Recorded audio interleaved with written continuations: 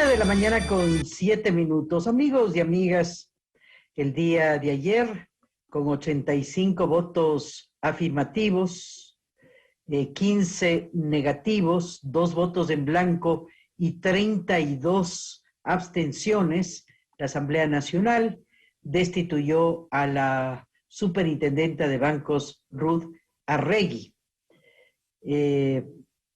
¿Cuáles son los argumentos principales? No cumplió con las funciones contempladas en la Constitución y las leyes. Además, en el marco del juicio político, se señaló que la superintendenta propició un clima de inseguridad en el sistema financiero, pues dejó de ejercer sus atribuciones de control, fiscalización y supervisión. Se expresaba que miles de ecuatorianos fueron perjudicados por la banca, no recibieron ninguna respuesta de la superintendencia de bancos, tampoco se actuó oportunamente para proteger a la ciudadanía de operaciones como aquellas de captación ilegal. La superintendenta expresó sus argumentos y dijo, entre otras cosas, que quieren censurarla por poner en cintura a los estafadores de la ISPOL. No sé cuál es la dimensión de ello, Notioy ha dialogado en varias oportunidades con el director del ISPOL y una de las quejas es la falta de acción de la superintendencia de bancos. En fin, la ex superintendenta presentó varios argumentos, dijo que ha actuado con transparencia, responsabilidad, honestidad. Lo cierto es que vamos a analizar, amigos y amigas, en qué medida los organismos de control cumplen con sus funciones, no solamente la superintendencia, pero en este ámbito, por ejemplo, en días pasados analizábamos la situación de la Corporación Financiera Nacional, la cartera vencida, incobrable, es dramático, y allí también el análisis, decían los expertos en esta materia, qué están haciendo las instancias de control como la superintendencia de bancos en ese caso. Vamos a analizarlo con nuestros invitados. El sociólogo Juan Cubi es miembro de la Comisión Nacional Anticorrupción, el doctor Mauricio Alarcón, director de la Fundación Ciudadanía y Desarrollo. A propósito, la superintendenta de bancos se refería el día de ayer que tiene algunas certificaciones del gobierno responsable con la Fundación Ciudadanía y Desarrollo. Sean ustedes bienvenidos, buenos días. Vamos con una primera mirada, doctor Alarcón. ¿Cumplen con su tarea los organismos de control en el país? ¿Existe una institucionalidad que responda al interés nacional? Bienvenido, buen día. Buen día, Carmen. Buen día, Andrés. Y un gusto compartir este espacio con Juan, con quien desde la Asamblea Constituyente de Montecristi advertíamos ya de la dificultad que enfrentaría la institucionalidad del país por la forma en la que fue concebida y por la forma en la que fue desde el origen y respetada su independencia. Creo que estamos frente a, haciendo un símil con el título de una novela de García Márquez, Crónica de una muerte anunciada. Cuando las instituciones no tienen independencia real, cuando sus autoridades no pueden actuar de manera independiente en su totalidad por cuestiones derivadas de la forma en que son nombradas o de la ambigüedad normativa que sustenta sus acciones, se enfrentan crisis como las que vivimos en este momento. Tú te referías, Carmen, en un inicio a lo del juicio político que ha terminado ayer con la censura y destitución de la superintendenta de bancos. Y más allá de simpatías o antipatías, creo que se necesita tener sentido común para, tomando la Constitución y el Código Orgánico Financiero, darte cuenta de si una autoridad cumplió o incumplió con lo que mandan las normas. Sorprendió no solo en el primer discurso, cuando se rechazó la propuesta de archivo y se dio paso a lo sucedido el día de ayer, así como en la sesión de ayer, escuchar barbaridades porque así hay que llamarlas, de quienes dicen representarnos y desconocen lo más elemental de la normativa jurídica, porque al parecer, por ejemplo, querían que la superintendenta de bancos prácticamente tome un látigo y vaya a perseguir al señor Nazareno, porque la responsabilizan de que la ciudadanía haya invertido sus fondos en una captadora que hasta a través de ustedes, los medios de comunicación, se decía que no funcionaba y que era una estafa, como efectivamente terminó siéndolo.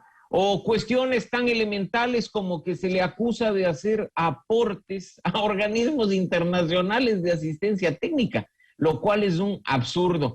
Y esto continuará con el Contralor General del Estado, cuyo juicio político ya ha iniciado internamente en su proceso en la Comisión de Fiscalización. Continuará con el Procurador General del Estado, continuará también con el Consejo Nacional Electoral, con el Consejo de la Judicatura, porque estas instituciones de control, acostumbradas desde la vigencia de la Constitución de 2008 a estar en manos de un solo poder político para hacer y deshacer lo que le venga en gana, han terminado generando la voracidad de algunos actores que extrañan esas épocas de control total y buscan hacerse nuevamente del poder. La conclusión en esta primera intervención, Carmen, Andrés, es que como está concebida la institucionalidad nacional, ha demostrado tener fallas y las salidas no son fáciles, pero deben ser tratadas con urgencia si lo que queremos es garantizar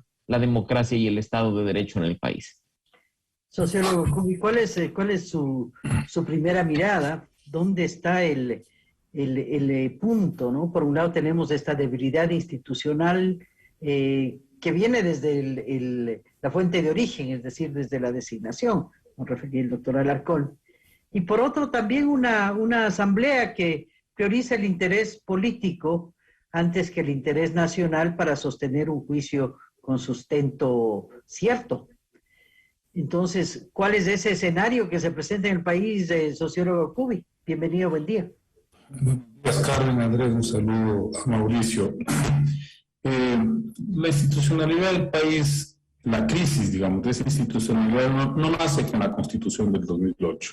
Es un problema histórico de este país.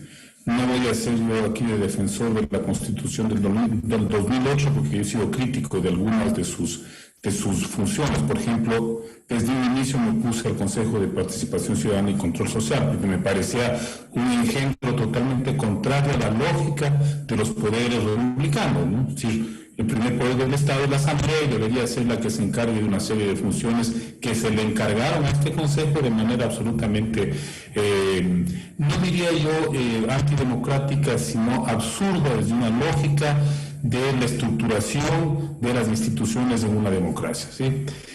Creo que el gran problema, Carmen, Andrés, Mauricio, es no la fuente o el origen de la designación de las instituciones, sino la cultura política de este país. Es decir, cómo se utilizan instituciones que en principio deben tener una representación de carácter integral nacional, cómo se las utiliza desde intereses particulares. Y eso no ha ocurrido ahora, ha ocurrido históricamente en este país siempre. El reparto de la justicia, el reparto de la Contraloría, el reparto de las fiscalías ha sido bastante común, ha sido una lógica de armar, ¿sí?, los acuerdos políticos a partir del reparto de estas instituciones, ¿sí? Entonces, desde esa perspectiva, desde esa lógica, es muy difícil que las instituciones cumplan con su función. Claro, cuando la democracia se va deteriorando, cuando las lógicas de la disputa política se empiezan a volver medio mafiosas, entonces asistimos a lo que ocurre ahora, que esa fragilidad de las instituciones se vuelve mucho más evidente y el reparto se vuelve mucho más grosero. Entonces, ¿qué estamos asistiendo a este momento? Por ejemplo, desde ciertos acuerdos en la Asamblea se pretende cooptar al Consejo de Participación Ciudadana, que a mi modo de ver es la joya de la corona en este momento de la política nacional, para ir reemplazando, designando nuevas autoridades, pero no en función de lo que deberían cumplir con el país. Por ejemplo, un contador que debe velar por el uso de los fondos públicos, no importa la proveniencia de la persona que esté involucrada en ese uso o en ese mal uso, sino desde la lógica de la persecución política o de la absolución de sus adláteres. Y ahí obviamente nunca va a funcionar una institución de esa naturaleza. Entonces, creo que lo que hay que apuntar es a una debilidad de la cultura política democrática de este país, que vea la política como un negocio particular. Y claro, en esa lógica, Carmen, Andrés, yo veo muy difícil que salgamos de este atolladero en el que estamos metidos. Ahora bien, Mauricio, efectivamente he escuchado, he leído muchas críticas a los ponentes, por ejemplo, el día de ayer, sobre sus argumentaciones o la forma de expresar sus argumentos. Pero más allá de eso, que puede quizás incluso caer en un tema de forma, no se puede constatar que efectivamente ha habido episodios donde la gente se ha sentido en la indefensión a propósito de la ejecución o el control que debería haber tenido la superintendencia, por ejemplo, con el tema de instituciones ilegales como Big Money, como mencionabas, o el tema de la renegociación de los bancos con sus clientes durante la pandemia, o cuando episodio aquel de Banco de Pichincha, que hubo varios días en que la gente no tenía ninguna información a propósito de la suspensión del servicio. Es decir, me pregunto, ¿no había argumentos de pronto? Si es que la superintendencia ya hizo lo que hizo, pues algo tenía que pasar, porque es que, en definitiva, la consecuencia final es que el ciudadano se sentía efectivamente en esa línea. Entonces, no sé por dónde hay que ajustar la tuerca, pero en definitiva algo está pasando para que no haya esa protección institucional para los ciudadanos. Totalmente de acuerdo, Andrés. Y la falla original está en nuestras normas. Normas mal redactadas, normas redactadas desde la política y no desde la técnica. Además, una telaraña jurídica en el que normas, leyes contradicen la Constitución, reglamentos contradicen las leyes y la Constitución de la que derivan, e incluso resoluciones terminan teniendo más fuerza que la propia norma suprema. Ese es el problema de la falta de institucionalidad. Por supuesto que tiene mucha relación con las acciones de las personas e incluso con el irrespeto de los ciudadanos a la institucionalidad.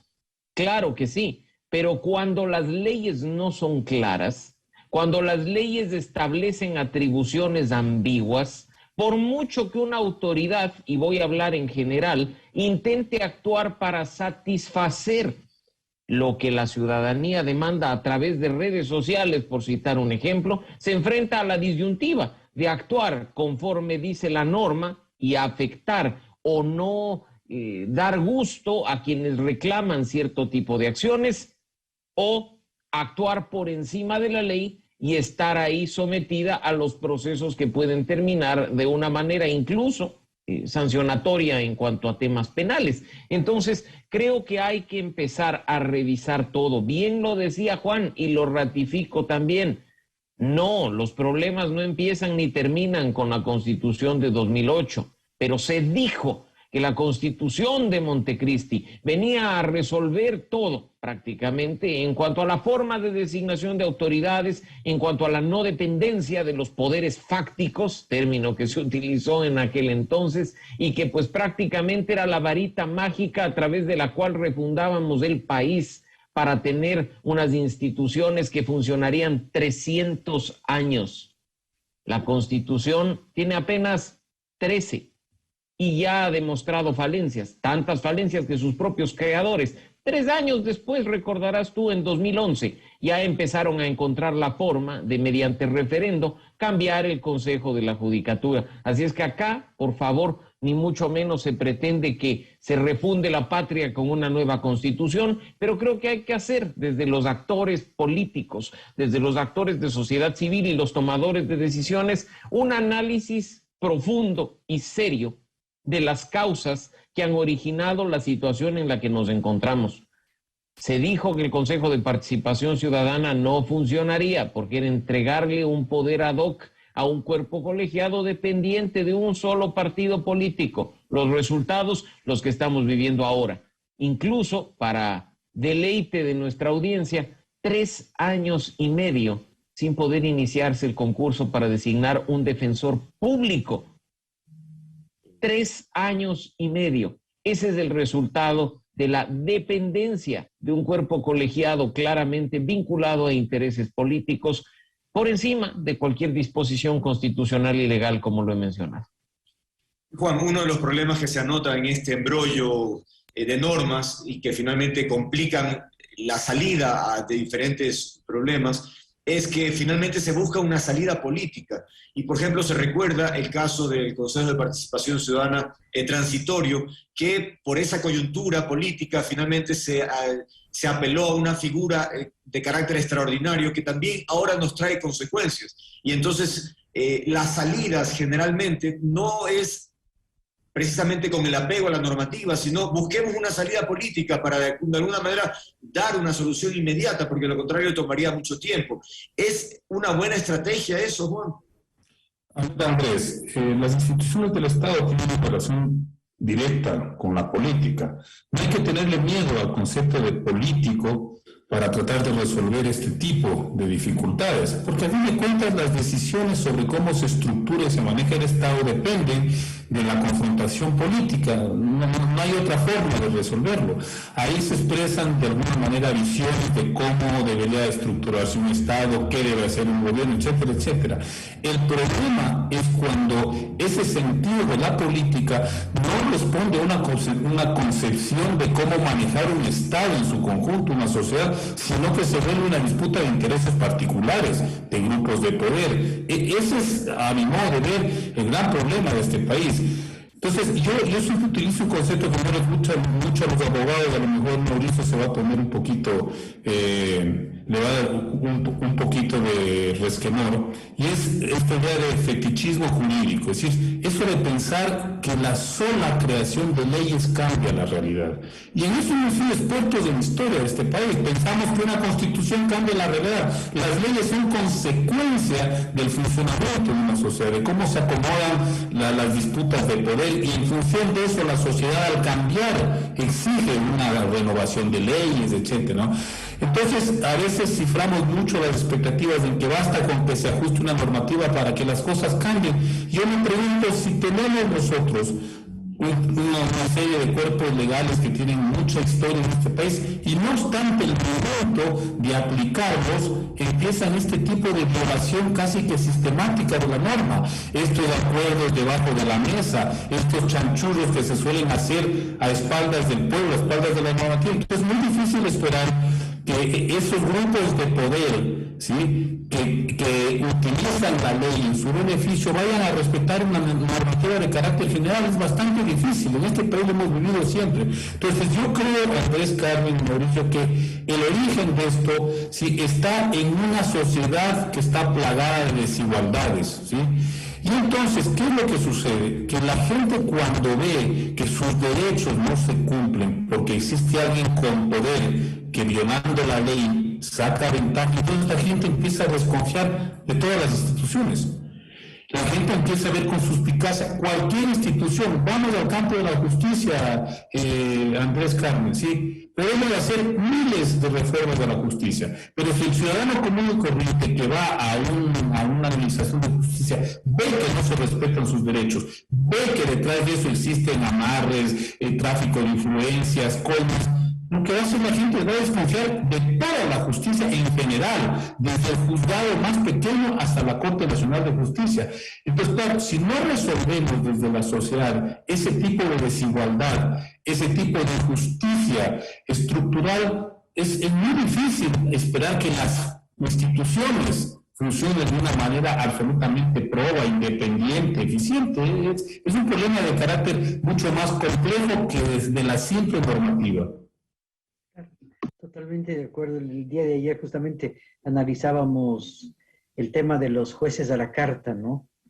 A propósito de los sorteos, decíamos, es increíble cómo hay que analizar y buscar todos los sistemas para impedir que los jueces, determinados jueces, cometan hechos delincuenciales. Increíble, ¿no? Este es el país que estamos viviendo. Doctor Alarcón, a propósito de lo que usted refería hace un momento, vendrán los otros juicios, ya fue el superintendente de compañías, de bancos, vendrán los miembros del Consejo de Participación Ciudadana, Consejo Nacional Electoral. Esto en un marco esencialmente de interés político, de operadores políticos que requieren cubrirse de alguna manera hechos de corrupción. ¿A dónde va el Ecuador entonces si desde la Asamblea no se aporta o no se abona ese cambio estructural al que refería el sociólogo Cubi, doctor Alarcón? Ese es el grave problema y de nuevo coincido plenamente con Juan cuando se cree que a través de las normas se solucionan los problemas, normas que además no responden a las vigencias sociales, sino que salen de la chistera del mago, que no es otra cosa que el despacho de un legislador que se siente brillante a la forma de redactar o al momento de redactar leyes para nuestro país. Inestabilidad institucional a partir de la voracidad política, juicios políticos planteados cuando ciertas fuerzas aún controlaban el Consejo de Participación Ciudadana y Control Social. No sé con qué objetivo cuando cada institución responde de manera distinta frente a la censura y destitución de sus autoridades. Tendremos ahora un superintendente o superintendenta encargado que asuma a partir de la sucesión interna, a partir de quien ocupaba la intendencia general. ¿Quién tiene que reemplazar? ¿Quién quedaría de encargado? Al igual que con la superintendencia de compañías, Carmen, tendría que asumir quien ocupaba la intendencia general hasta el momento en que se produjo la censura y destitución. Acá no opera como en la Defensoría del Pueblo y probablemente ese es uno de los errores de los actores políticos al creer que se podía hacer eso a través de un Consejo de Participación cooptado. No opera aquello de encargar temporalmente a una persona X el manejo de la institución. Eso lo hizo el Consejo Transitorio, se ha hecho en función de lo que dice la ley para la Defensoría del Pueblo, pero en el caso de las superintendencias y en particular la que desde ayer ha quedado temporalmente en acefalía, asumirá Rosa Matilde quien Guerrero ocupa. en este caso, ¿no? Rosa Matilde Guerrero sería quien ocupe la intendencia. ¿Hasta cuándo? Hasta que el presidente Guillermo Lasso envíe una terna para designar un superintendente o superintendenta definitivo, proceso que tendrá que llevarse únicamente a través de impugnación ciudadana, ojo, no es concurso público, por parte de la mayoría actual del Consejo de Participación Ciudadana. Veamos qué es lo que ocurre, porque situación similar se tendrá que vivir en función de lo que ocurra. Mira lo que podría pasar en la Contraloría General del Estado, que tendría que ser reemplazada en 3 semanas. El 15 de marzo, culmina oficialmente el periodo que subroga en este momento el señor Río Frío. No hay quien ocupe a partir del 15 de marzo la Contraloría, por lo cual el señor Río Frío permanecerá en funciones prorrogadas hasta ser legalmente reemplazado. El concurso se ha dicho que va a durar 4 meses, es decir, tendremos Contralor para junio. Hasta junio es posible que ya haya terminado el juicio político contra el señor Río Frío con censura y destitución, con lo cual tendremos un nuevo subrogante, el subrogante del subrogante del subrogante del subrogante del subrogante. Y suena trabalenguas, pero sería la 5ª subrogación institucional en este periodo. Será, en ese caso, el subcontralor, el doctor Alberto Jaya, quien asuma por 3 meses la institución, hasta que venga el nuevo contralor designado por concurso. La Procuraduría General del Estado, Carmen. El procurador termina funciones a mediados de año. El presidente de la República debería ya decirle al Consejo de Participación, oye, pídeme la terna, te mando la terna para que el proceso llegue a feliz término en una transición ordenada en estos 3 años y pico de funciones del Consejo de Participación. Ojalá así sea, porque mira, que la incapacidad de este pulpo todopoderoso denominado Consejo de Participación no solo ha llegado al absurdo de no poder designar en 3 años y pico a un defensor público nacional definitivo, sino ni siquiera hacer un sorteo para renovar parcialmente el Consejo Nacional Electoral, lo que debía producirse en noviembre del año pasado.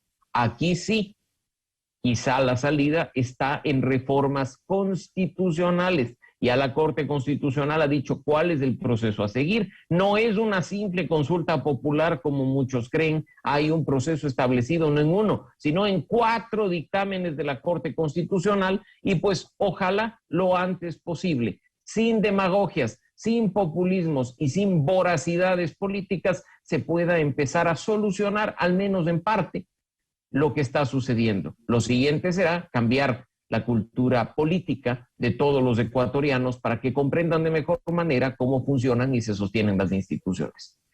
Concluimos, Andrés. Sí, Juan. Tal vez insistir con la pregunta anterior a propósito de esta última reflexión de Mauricio, porque esa tragedia que se está viviendo en Contraloría tiene relación pues, con actitudes o decisiones políticas que tal vez no se apegan a lo que uno esperaría en términos de institucionalidad. Es decir, tal vez tu reflexión iba pues, pensando en políticos europeos, no sé, pero realmente nosotros todavía tenemos que recorrer un camino, parecería, porque finalmente se prioriza esa voracidad política y finalmente nos llevan a un atolladero que no sabemos qué mismo por dónde salir, ¿no? Por ahí va la reflexión. Andrés, hay un pensador contemporáneo que yo leo mucho, que es el señor Zygmunt Bauman, ¿no? Falleció hace unos pocos años. Acabo de leer hace unos pocos días una obra póstuma. Él analiza sobre todo el problema europeo, porque es un europeo, él ha vivido ya toda su vida, y él hace un señalamiento que un poco nos puede dar también pistas. Él dice, en esos sistemas, en esos regímenes hay una separación entre el poder y la política.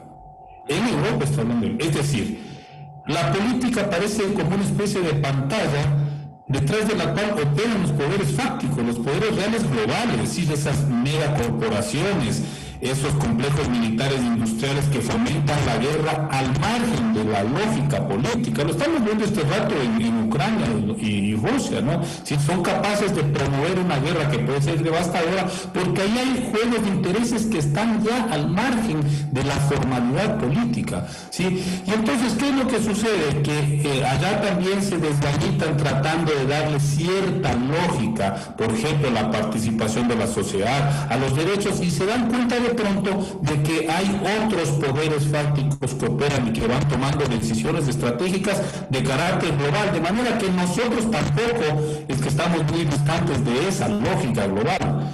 Porque aquí no es que el capitalismo funciona en Europa de una manera y en el Ecuador, en América Latina de otra. No, ahí las lógicas son las mismas. Entonces, aquí en el Ecuador estamos atravesados por esa forma de manejar una sociedad y un Estado.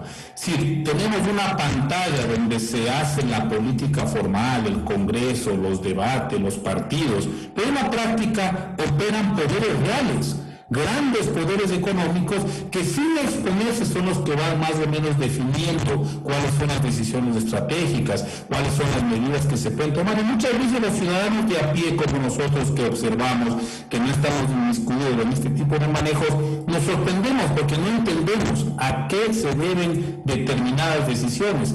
Mira, lo estamos viendo este rato lo estamos viendo en la Asamblea Nacional, que se supone que es el espacio de debate, de confrontación política, es decir, de visiones de un Estado, de una sociedad, ¿sí?